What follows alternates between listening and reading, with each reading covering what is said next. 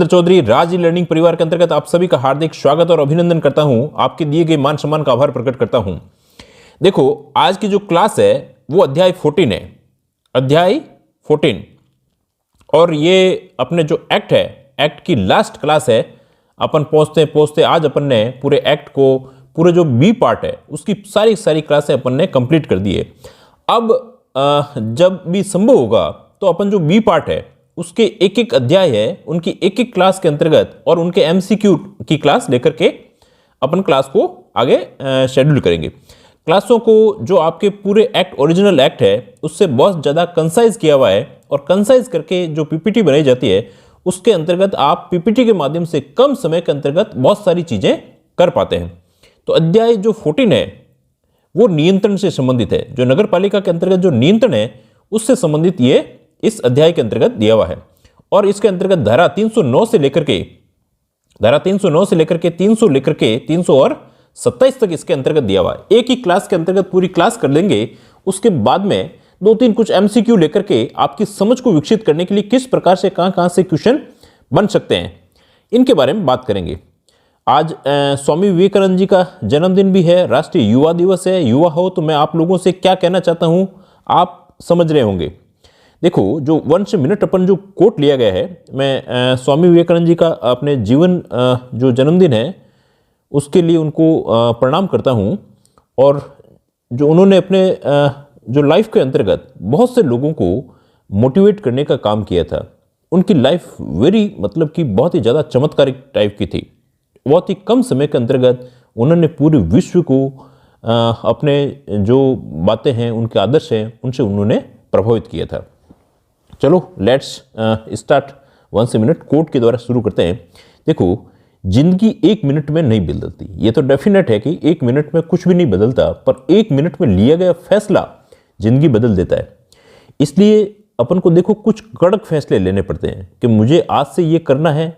आज स्वामी विवेकानंद जी का जन्मदिन भी है, उसी से कुछ कड़क फैसले ले लीजिए कि मैं 8 से 10 घंटे डेली, यदि आपकी सिटिंग बढ़ानी है, पहले सिटिंग का काम भी करना है, फिर उसके अंतर्गत ये भी देखना है, सिटिंग है हो गई वो तो ठीक है, अब अपन को देखना है कि अपना इसके अंतर्गत रिजल्ट क्या आ रहा है। क्या मैं 8 से 10 घंटे के अंतर्गत कितना पढ़ पा रहा हूँ या कितनी पढ़ पा रही हूँ, ये चीज़ों को भी अपन को नोटिफाइड करना है। अब इसके लिए जो शॉर्ट नोट्स हैं, इन शॉर्ट नोट्स के भी शॉर्ट नोट्स बनाने हैं और आपको फटाफट डेली के डेली इनका जब रिकॉल होगा तभी अपन चीज़ों को अपने जहन के अंतर्गत जाएंगे। एक बात और कहूँगा कि जो अब आपने विचार कर लिया है, आपने फैसला ले लिया है, विचार कर लिया है, अब ये जो विचार है इस विचार को ही अपना जीवन बना ले।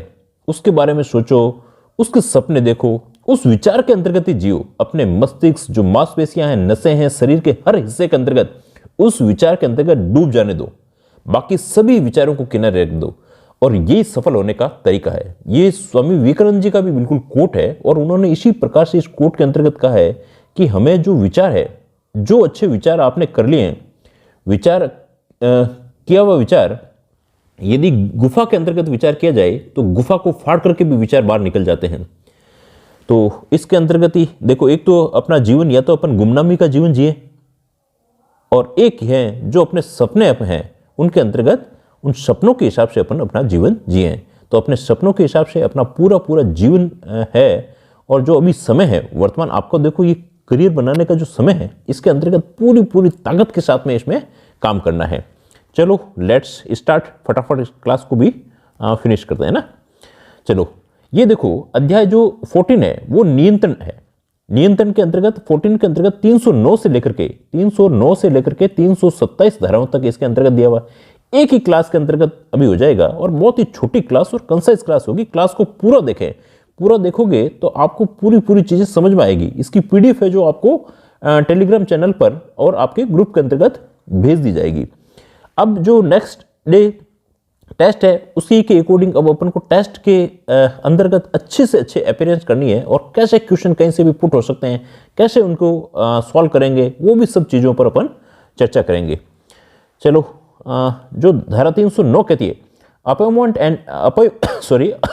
And power of director, deputy director and assistant director, निदेशक, उपनिदेशक और सहायक निदेशक की नियुक्ति और शक्ति है। देखो एक वन लाइनर है, इसके वन लाइन से जो धारा है उसी से पता चल जाता है भाई इनकी नियुक्ति कौन करेगी। इनकी नियुक्ति करेगी राज्य सरकार करेगी। कौन करती है? राज्य सरकार के द्वारा नियुक्त होते हैं। और जो निदेशक की सहायता है, निदेशक की सहायता करने के लिए और भी बहुत सारे कर्मचारी उनका चयन किया जाता है। ये भी राज्य सरकार के द्वारा ही होते हैं। ये निदेशक के निर्देश और उसके नियंत्रण के अधीन काम करते हैं। तो ये निदेशक, उप निदेशक, इनकी नियुक्ति करने का काम कौन है?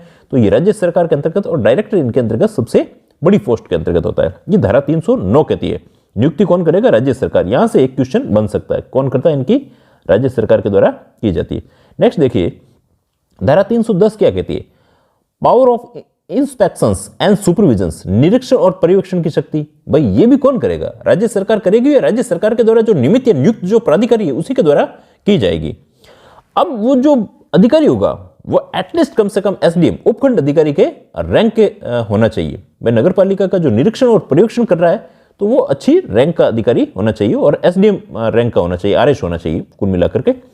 राज्य सरकार द्वारा किसी सामान्य विशेष आदेश द्वारा निमित्त, नियुक्त या प्राधिकृत किसी अधिकारी की निम्नलिखित शक्तियां होगी।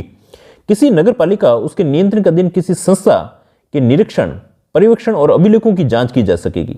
ये चाहे नगर पालिका हो या नगर पालिका के नियंत्रण के अंतर्गत कोई अन्य संस्था हो, उसकी संस्था के निरीक्षण कर सकेगी, पर्यवेक्षण, सुपरविजन कर सकेगी और उनके अभिलेखों की जांच कर सकेगी और जांच राज्य सरकार को सौंप सकेगी। और जो ये व्यक्ति होगा वो एटलीस्ट कम से कम किस रैंक का होगा? उपखंड अधिकारी होगा, उपखंड अधिकारी होगा। यहां से देखो क्वेश्चन बहुत अच्छा क्वेश्चन बनता है, 5 स्टार बना दिया है, इसीलिए यहां से ये क्वेश्चन मैं बात बता रहा हूं। धारा देखिए 311 के अंतर्गत क्या दिया हुआ है? नगर पालिका कार्यालय का निरीक्षण करने की शक्ति। नगर पालिका का जो कार्यालय निरीक्षण करने की शक्ति किसके पास में? राज्य सरकार के पास के अंतर्गत दी हुई है। नेक्स्ट धारा 312 देखिए, powers to suspending executions order of municipality. नगर पालिका के आदेश आदि के निष्पादन को निलंबित करने की शक्ति। यदि देखो राज्य सरकार चाहे और नगर पालिका का जो डिसीजन लिया गया है उसके अंतर्गत कुछ सही नहीं है, जो जनता के जनहित के अंतर्गत नहीं है, इस आदेश को रद्द कर सकती है। बिल्कुल कॉमन सेंस की बात है। राज्य सरकार की ओर से जो नियुक्त अधिकारी को लगता है कि नगर पालिका कोई आदेश जनता की हानि हो या विधि विरुद्ध है तो अपने हस्ताक्षर के लिखित आदेश से निष्पादन को निलंबित करने की शक्ति दी गई है। और नगर पालिका आदेश के विरुद्ध होने पर यदि उनके नगर पालिका का किया है तो नगर पालिका भी अपना युक्तियुक्त अवसर दिया जाता है। ऐसा नहीं कि सीधा जो अधिकारी है उसने उसको कैंसिलेशन कर दिया है उसी से मान लिया जाता है। नेक्स्ट देखिए धारा 313 क्या कहती है? Extra ordinary power in case of emergency. आपात की दशा में असाधारण शक्तियां। आपात की दशा के अंतर्गत जो असाधारण शक्तियां मिलती है वो किसको मिलती है? डिस्ट्रिक्ट मजिस्ट्रेट, जो जिला मजिस्ट्रेट है, जो कलेक्टर है, किसको मिलती है? कलेक्टर को। कलेक्टर का देखो जब नाम होता है, जब ये कलेक्शन का काम करता है, रेवेन्यू करता है, तब कलेक्टर कहते हैं। जब ये अपने कुछ इस प्रकार की जो शक्तियां अपने काम ले रहा है, आपातकाल वाली शक्तियां वगैरह इस प्रकार की, तब उसे डीएम कहा जाता है, डिस्ट्रिक्ट मजिस्ट्रेट कहा जाता है। तो आपात की दिशा में जिला मजिस्ट्रेट नगर पालिका से कार्य करवा सकेगा और कार्य के लिए नियुक्त व्यक्तियों की समुचित पारिश्रमिक जो परिश्रम है, ये देखो कहा जाएगा नगर पालिका द्वारा तत्काल किया जाएगा। ये जो उसका आपात की स्थिति के अंतर्गत जो कर्मचारी लगाए गए हैं उनका जो भुगतान करेगा वो कौन करेगा? नगर पालिका के द्वारा किया जाएगा। और काम कौन करवाएगा? कलेक्टर के द्वारा किया जाएगा। धारा 314 क्या कहती है? Compliance by municipality requisitions by government servant in a time of emergency. आपात के समय नगर पालिका द्वारा कर्मचारियों को सरकार की अध्यपेक्षा, अध्यपेक्षा मतलब कि उसकी अपेक्षा से, उसके अकॉर्डिंग जो सर्वेंट है वो राज्य सरकार उनको काम में ले सकती है। कैसे लेती है? देखो नगर पालिका आपात की दिशा में, जैसे अकाल, कोई खतरनाक रोग हो गया, मेलों में काफी लोगों की जो भीड़ होती है, कई बार इस प्रकार के, जैसे जोधपुर के अंतर्गत जो मेहरानगढ़ के अंतर्गत जो घटना घटी थी, इस प्रकार की जो भीड़ भाड़ वाली घटनाएं होती है मेहरान उस स्थिति के अंतर्गत नगर पालिका राज्य सरकार के आदेश से अधिकारी और कर्मचारियों की व्यवस्था करेगी। नगर पालिका को जैसे राज्य सरकार कहती है वैसी व्यवस्था करेगी और राज्य सरकार नगर पालिकाओं से उचित प्रभार की पूर्ति भी करेगी। ये जो इनको प्रभार दिया जाता है, एक्स्ट्रा वेजेज है, वो नगर पालिका के द्वारा दिए जाते हैं। नेक्स्ट देखिए धारा 315 क्या कहती है? Agency for execution of public works. सार्वजनिक संक्रमों मतलब वर्क्स मतलब कार्य के निष्पादन जो एग्जीक्यूशन करते हैं, काम करते हैं, उसके अभिकरण का मतलब क्या होता है? एजेंसी। तो सार्वजनिक काम के लिए यदि कहीं ऐसा लगता है कि भाई नगर पालिका के अंतर्गत इतने दक्ष व्यक्ति नहीं है और काम किसी दक्ष व्यक्तियों से करवाना है, तो ऐसे समय में किसी एजेंसी की मदद भी ले सकती है। बहुत सारी जगह पर एजेंसियों की मदद ली जाती है। देखिए इसके अंतर्गत राज्य सरकार द्वारा कोई कार्य कुशलता के कार्यों को करने के लिए अभिकरण एजेंसी द्वारा नियुक्त कार्य किए जा सकते हैं और नगर पालिका कार्य नियमों के अंतर्गत अभिकरणों से कार्य करवा सकेगी। नगर पालिका राज्य सरकार के आदेशों द्वारा अभिकरणों मतलब एजेंसियों के कार्यों के लिए भुगतान करेगी। अब भुगतान कौन करेगा? तो नगर पालिका करेगी। कौन करेगी? राज्य सरकार के आदेशों के द्वारा किया जाएगा। तो यहां से भी क्वेश्चन एक बन सकता है, यहां से भी क्वेश्चन पुट हो सकता है। नगर पालिका युक्त समय के भीतर भुगतान न करने पर नगर पालिका जो निधि नगर पालिका के अंतर्गत सबसे ज्यादा है उससे भी आदेश करने के लिए राज्य सरकार उनके अंतर्गत आदेश दे सकती है कि भाई ये नगर पालिका निधि के द्वारा किया जाए। धारा 316 क्या कहती है? धारा 316 कहती है special provisions in regard to works execute by the state government. राज्य सरकार द्वारा निष्पादित संक्रमणों के संबंध में विशेष उपबंध।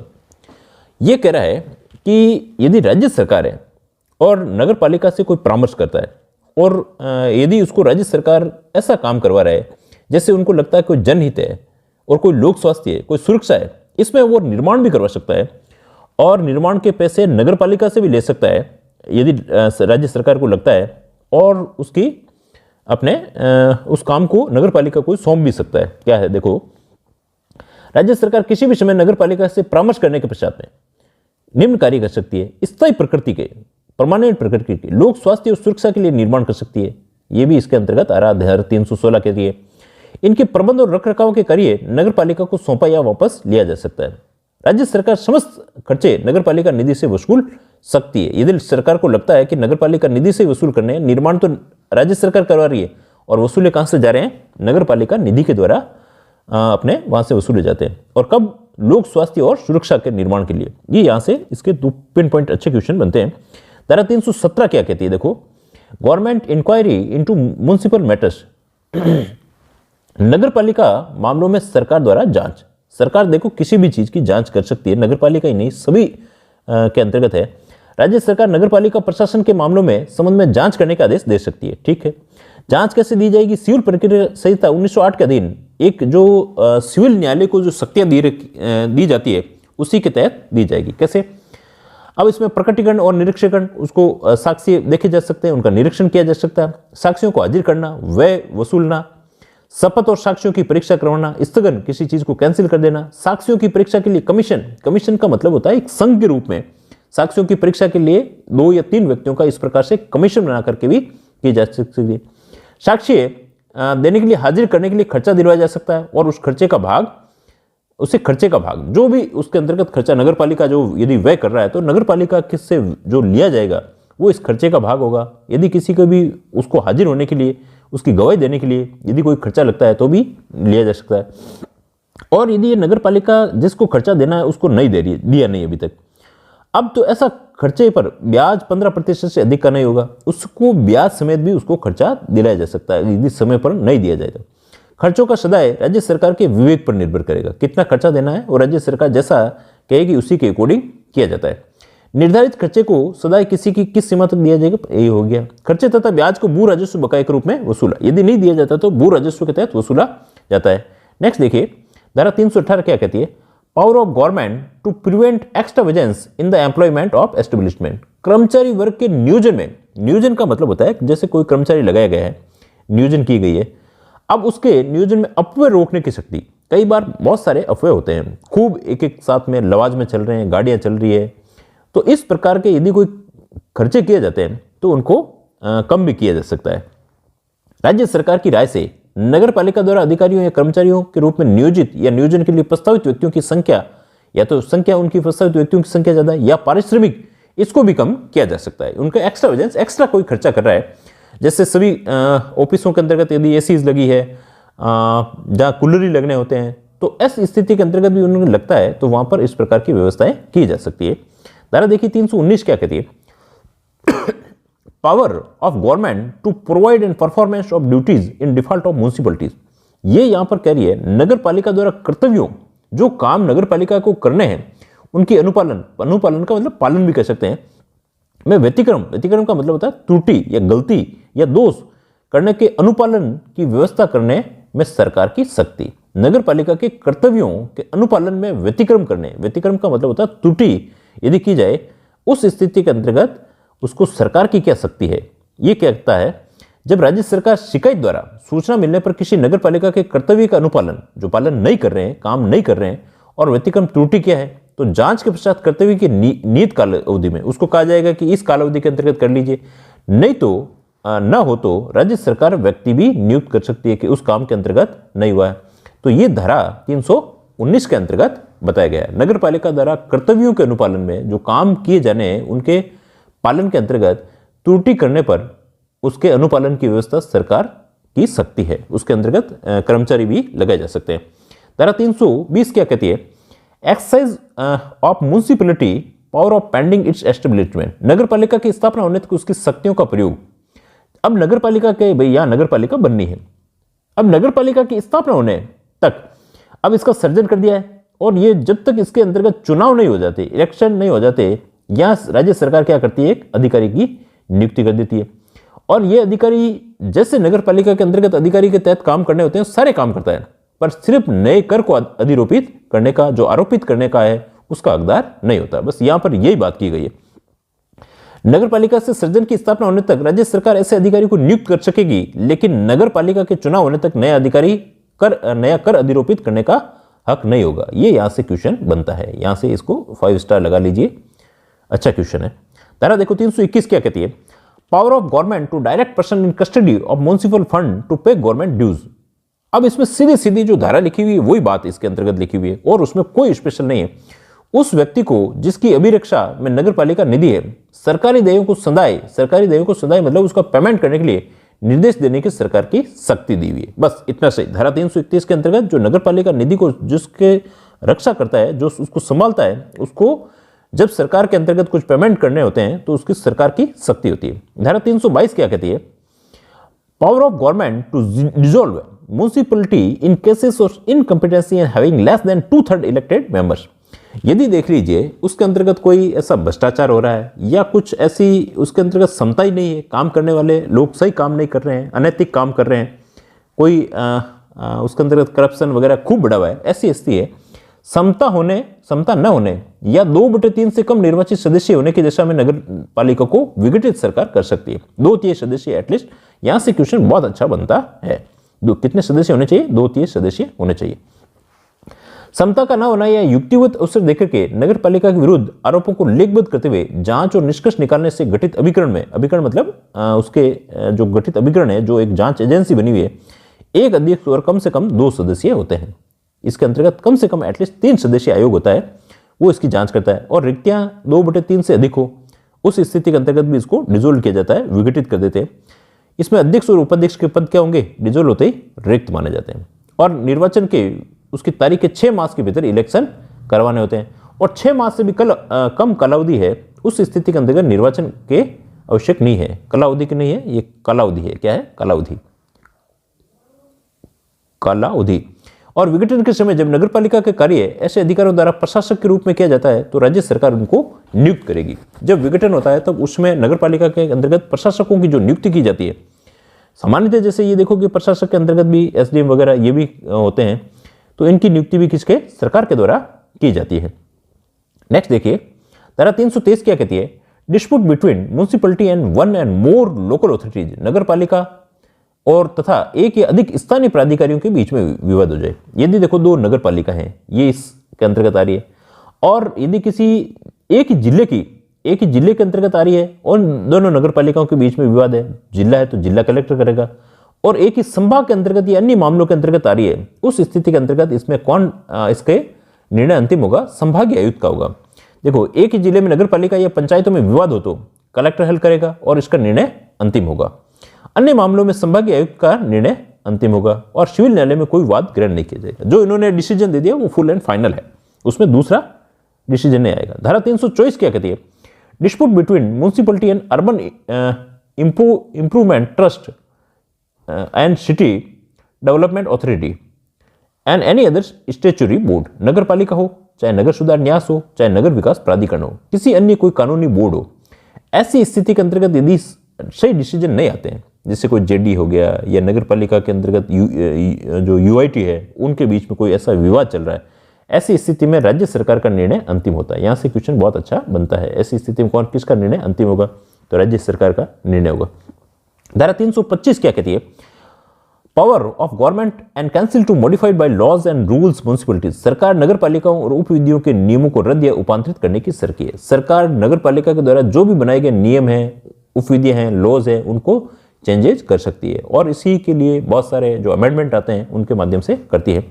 राज्य सरकार राजपत्र में अधिसूचना द्वारा पूर्णतः भागते निश्चित परिवर्तन कर सकती है, परंतु नगर पालिका निश्चित अवधि में आपत्तियों पर विचार करेगी। नगर पालिका यदि कोई आपत्ति करती है तो भी विचार किया जाएगा और प्रभावी होने की तारीख से लागू होगी। तारीख न दी गई हो तो जिस दिन से अधिसूचना जो गजट के अंतर्गत नोटिफाइड हो जाता है वही तारीख होगी। नेक्स्ट देखिए, धारा 326 क्या कहते हैं? सरकार द्वारा शक्तियों का प्रत्यायोजन। जैसे इसकी शक्ति है, इसी अधीनस्थ अधिकारी को दे दी है तो ये शक्तियों का क्या है? प्रत्यायोजन कर दिया गया।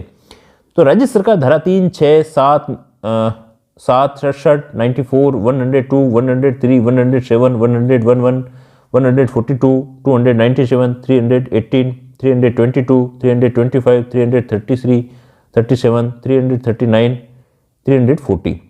अब या इन धारा की शक्तियों को छोड़ करके अपील प्राधिकारी की नियुक्ति करने के लिए शक्ति को छोड़ करके सभी या किन्हीं शक्तियों को अपने अधीनस्थ अधिकारी को प्रत्यायोजित, इनको छोड़ करके अन्य कोई भी इसके अंतर्गत जो सेक्शन या धाराएं हैं उनके अंतर्गत ऐसा प्रत्यायोजित की जा सकती है।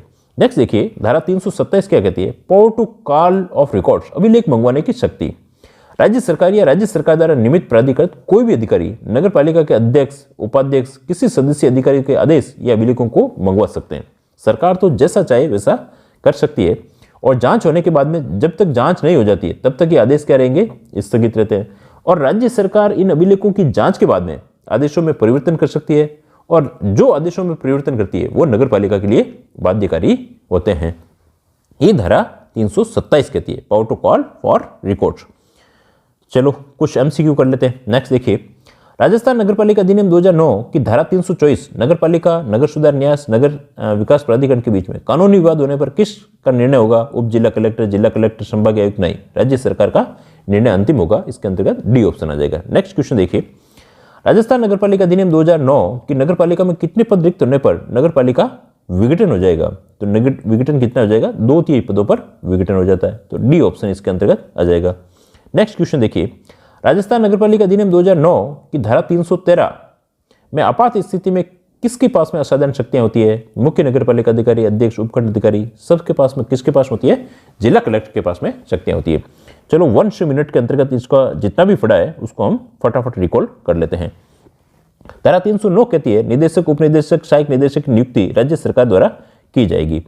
धारा 310 कहती है निरीक्षण और परीक्षण की शक्ति ये भी क्या होगी? राज्य सरकार के पास में होगी। जो नियुक्त अधिकारी होगा एसडीएम से नीचे का नहीं होगा। धारा 311 कहती है नगरपालिका के कार्यालय का निरीक्षण करने की शक्ति राज्य सरकार के पास होगी। धारा 312 कहती है नगरपालिका के आदेश के निष्पादन कर निलंबित करने की शक्ति। अब इसको जो निष्पादन को निलंबित करने की शक्ति ये भी किसके पास में है? राज्य सरकार के पास में। हालांकि ये युक्त जो लगे तो नगरपालिका की बातें सुनी जाएगी। धारा 313 कहती है कि आपात की दशा में असाधारण शक्तियां। आपात मतलब कि जब कोई इमरजेंसी आ जाए, जैसे कोई बाढ़ आ गई, कोई भूकंप आ गया, ऐसी स्थिति के अंतर्गत जिला मजिस्ट्रेट के पास में एक्स्ट्रा, ये कोविड भी आ गया, उस स्थिति के अंतर्गत जिला कलेक्टर कहेगा जैसा नगरपालिका को वो पेमेंट करना होता है। धारा 314 क्या कहती है? आपात के समय नगरपालिका द्वारा कर्मचारियों की सरकार चाहे तो उनके कर्मचारियों को ले सकती है, उनके प्रभार नगरपालिका से दिलवाए जा सकते हैं। धारा 315 कहती है सार्वजनिक कार्यों के निष्पादन के लिए अभिकरण का मतलब एजेंसी, सार्वजनिक कार्य भी एजेंसियों के माध्यम से की जा सकती है और इनका भुगतान नगरपालिका निधि से किया जा सकता है। धारा 316 कहती है राज्य सरकार द्वारा निष्पादित संक्रमणों के संबंध में विशेष उपबंध, जब कोई स्वास्थ्य सुरक्षा के लिए कोई निर्माण करवाना हो उस स्थिति के अंतर्गत नगरपालिका निधि से किया जा सकता है। नेक्स्ट धारा 317 क्या कहती है? नगरपालिका मामलों में सरकार द्वारा जांच। ये एक सिविल नाले के तहत जो जांच अधिकारी होता है, सिविल नाले की उसके पास में शक्तियां होती है, उन्हीं शक्तियों के तहत वह काम करता है। और यदि उसका पेमेंट है, जिसको भी सरकार विवेक पर कह देती है कि इनको चुकाना है, तो 15% से अधिक का ब्याज नहीं लिया जाता है। नेक्स्ट देखिए 318 क्या कहती है? कर्मचारी वर्ग के नियोजन में अफवाह रोकने के लिए सरकार की शक्ति। राज्य सरकार की राय में यदि कोई है तो उसके अफवाह को रोका जा सकता है और उसको पारिश्रमिक कम किया जा सकता है। नेक्स्ट धारा 319 क्या कहती है? नगरपालिका द्वारा कर्तव्यों के अनुपालन में व्यतिक्रम करने पर अनुपालन की व्यवस्था करने में सरकार की शक्ति। जो काम है और उसके अंतर्गत कुछ त्रुटि है तो उसको काम करवाने के लिए सरकार की पास में शक्ति है। धारा 320 कहती है नगरपालिका स्थापना होने तक उसकी शक्तियों के लिए कोई अधिकारी नियुक्त किया जा सकता है, पर वो कर अधिरोपित नहीं करेगा। धारा 321 कहती है उस व्यक्ति को जिसकी अभिरक्षा नगरपालिका निधि है सरकारी देयों की सदाई करने के लिए अपने सरकार की शक्ति है। ये पूरी जो लाइन है वही धारा है। धारा 322 कहती है यदि क्षमता का न होना और 2/3 सदस्यों के रिक्त होने से वो जो अपने नगरपालिका है वो डिसॉल्व हो सकती है। उसमें अध्यक्ष और उपाध्यक्ष के पद रिक्त होते हैं और 6 महीने के अंतर्गत इलेक्शन करवाना होता है और उसके अंतर्गत बीच में प्रशासक भी नियुक्त किए जा सकते हैं। धारा 323 कहती है नगरपालिका तथा एक या अधिक स्थानीय प्राधिकारियों के बीच विवाद हो जाए तो जिले के अंतर्गत है तो जिला कलेक्टर और अन्य मामला है तो संभागीय आयुक्त होता है। 324 के अंतर्गत क्या गवा है नगरपालिका, नगर सुधार न्यास और अन्य कोई विकास प्राधिकरण वगैरह है तो वहां निर्णय राज्य सरकार का अंतिम होगा। धारा 325 कहती है सरकार की नगरपालिकाओं की उप विधियों नियमों को रद्द और रूपांतरित करने की शक्ति है। जिस दिन से गजट के अंतर्गत नोटिफाइड हो जाता है या जो डेट दी जाती है उसी से ये लागू हो जाता है। धारा 326 कहती है राज्य सरकार द्वारा कुछ धाराएं हैं, ये फिक्स धाराएं हैं, इन धाराओं को देख लीजिए। इसके तहत यदि इनको छोड़ करके अपने अधीनस्थ अधिकारी को प्रत्यायोजित किए जा सकते हैं। धारा 327 कहती है अभिलेख मंगवाने की शक्ति अध्यक्ष, उपाध्यक्ष, सदस्य कोई भी हो इनसे अभिलेख मंगवा सकती है और जब तक जांच नहीं होती है इन आदेशों को स्थगित रखा जाता है और जो आदेश के अंतर्गत परिवर्तन किए जाते हैं नगरपालिका के लिए बाध्यकारी होते हैं। आई होप आपको क्लास अच्छी लगी होगी और क्लास अच्छी लगी है तो इसको लाइक जरूर करें, लाइक करें, शेयर करें, सब्सक्राइब करें। इसके साथ साथ में हम बहुत सारी चीज़ें इसके अंतर्गत लेके आएंगे जिससे आपको जो पार्ट बी और पार्ट ए के अंतर्गत भी आप पूरी ताकत के साथ में अपने काम कर सकते हैं और ज़्यादा से ज़्यादा लोग अपने जो चैनल से लोग जुड़े हुए हैं उनको मैं सिलेक्शन के तहत अपन देखना चाहते हैं। Thanks a lot.